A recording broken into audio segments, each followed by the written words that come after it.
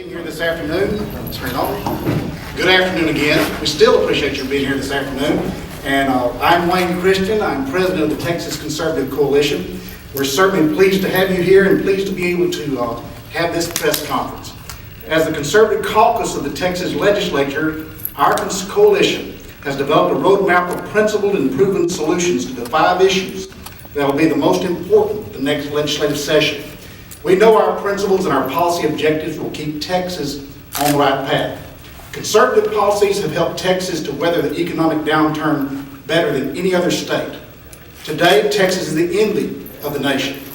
We were prudent by amassing a sizable reserve in the Texas Rainy Day Fund. We have relatively low taxes, and we tried to keep regulations fair and consistent. We limited lawsuit abuse that was driving doctors away from our state. Landmark partial deregulation of the insurance, telecommunications, electric markets, all opened each of these industries to greater levels of competition and innovation. Consumers have benefited in Texas. Despite many accomplishments, Texas still faces challenges. We must balance the budget without raising taxes. We must resist continued encroachments by the federal government on our liberty. We must secure our elections and our border. We must continue to reform and reduce property taxes because homeownership is increasingly at risk. We must allow the free market to thrive in order to get Texas back to work. In light of the federal government's takeover of huge segments of our American economy and failed attempts to create jobs, we want to make clear that we fundamentally believe that less government and more freedom are fundamental pillars of a prosperous society. Getting the government out of the way through lower taxes, less regulation, will spur Texas to even greater success. Governor Rick Perry has joined with 57 conservative state legislators to commit themselves to the policy goals outlined in our agenda. Governor Perry, where is the governor? There he is, right beside me. Right to your right. We're pleased to stand shoulder to shoulder with this governor and have in the past, as we have with him, withstood the threats to go more moderate or liberal in the state of Texas and allow the confidence to return to our state as no other state in the nation. We are here today to continue to explore solutions to restore liberty and discuss our legislative agenda. In her July 10, 2010 Wall Street Journal column, Peggy Noonan posed a question. The Republicans still need to show that they are worthy of electoral bounty that is likely to come their way. Are they ready to govern or only to win? With the Pledge with Texans as our principal guide, Texas conservatives and the Texas Conservative Coalition will be ready to govern in this next session. And now to talk about those principles is a friend of mine, former desk mate in the House. I believe we trained him well.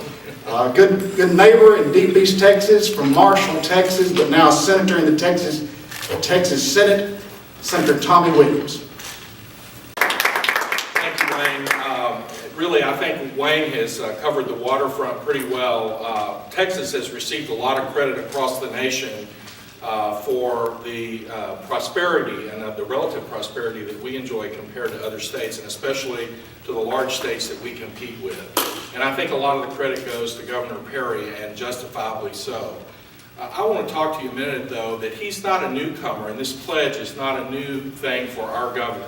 And I thought back this morning, as I thought about what I would say today, to the first time I met Governor Perry in 1997.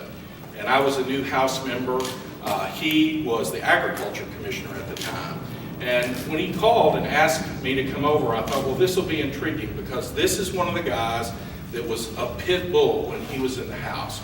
They had a reputation for the very things that we're talking about today, making government smaller, making it more efficient, requiring budget cuts before spending increases.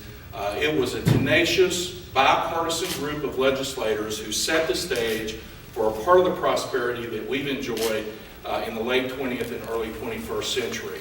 And of course, as Agriculture Commissioner, he reshaped that agency after beating a liberal mouthpiece that had made that agency a parking ground for political PACs.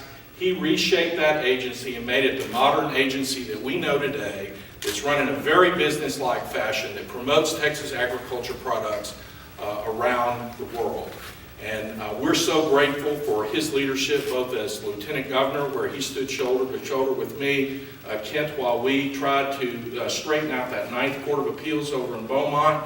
Governor Perry, as Lieutenant Governor, was one of the guys that stood shoulder to shoulder with us on that. He's been a fantastic leader. He's a conservative leader, and he has been. We've got a lot of newcomers to the conservative movement lately, but Rick Perry's not one of them. He's done a great job. It's my honor to introduce Governor Rick Perry. Senator, thank you very much. It's an honor to be here with you and this other distinguished group. But Wayne, the leadership of the Texas Conservative Coalition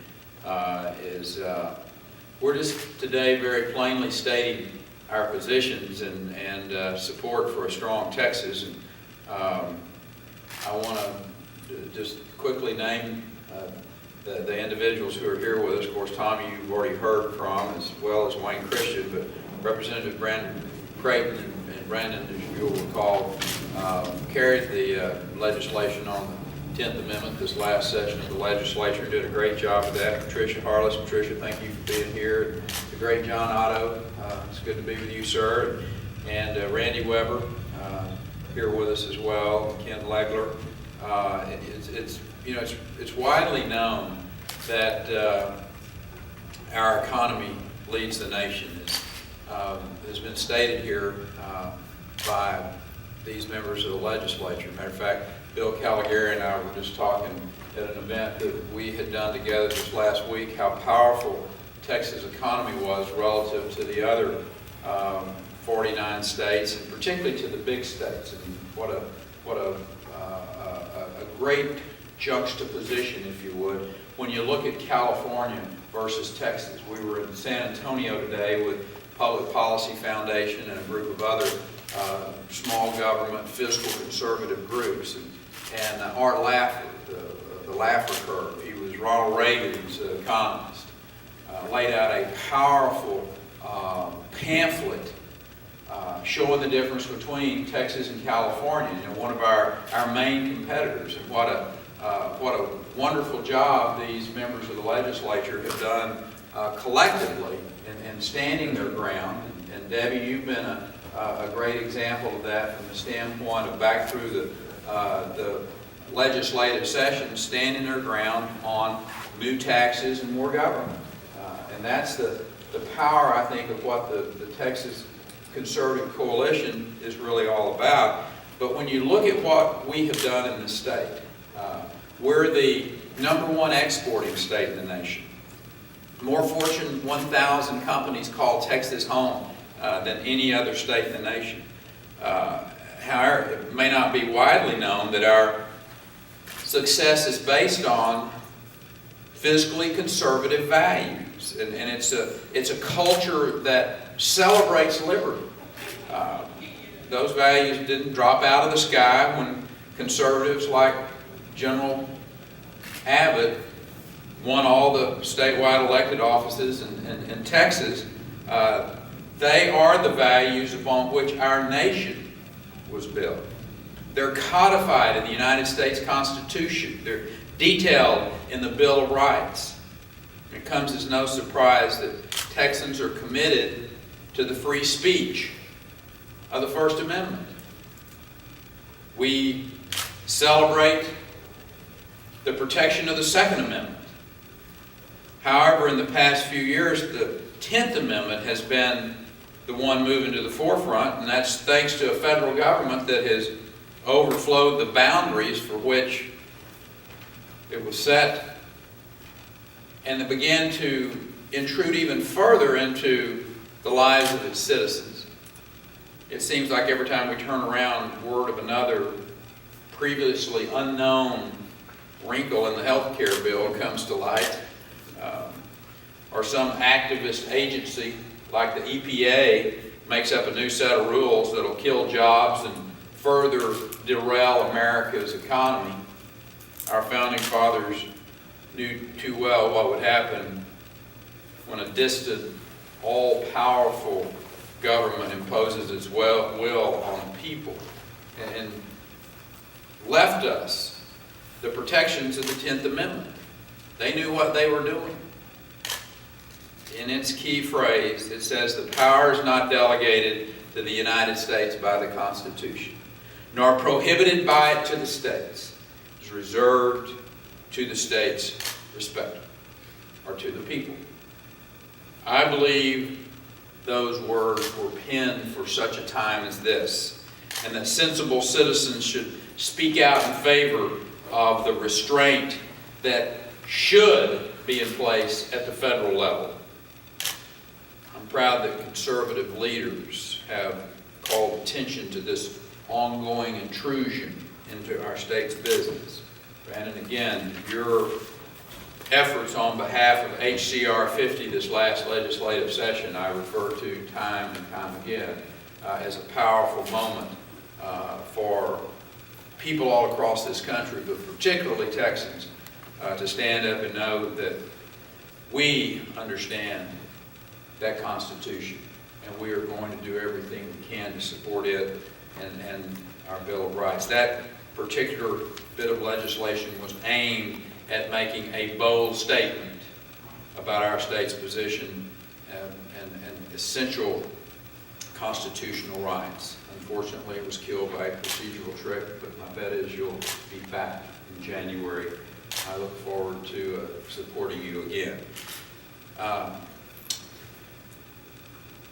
I don't think there's ever been a time in my memory that there have been more people who have read the Constitution, who have understood the importance of the 10th Amendment, and the support for it has never been stronger across this country. Given our citizens' increasing frustration with Washington and growing understanding of this essential protection of the Bill of Rights, I have a strong sense that such an effort will have a lot better chance of passage this next session of the legislature. Today I'm joining these conservative leaders and the good people of the Texas Conservative Coalition to sign this pledge right behind Randy, a pledge with Texans. And by signing this document, we're pledging our commitment to balancing the budget without raising taxes, pushing back on the federal government's unrestrained interference in the matters of our state, improving the integrity of our elections through the support of a sensible voter ID program, cutting taxes, securing the border. In doing so, we're demonstrating that belief in that perpetual growth of government is not some irrefutable law of nature. It doesn't have to happen and keep going and keep growing. It's not just one of those things that you simply have to accept. As Washington continues to spend and borrow with abandon, the people of our country are gearing up to send a message when they head to the polls.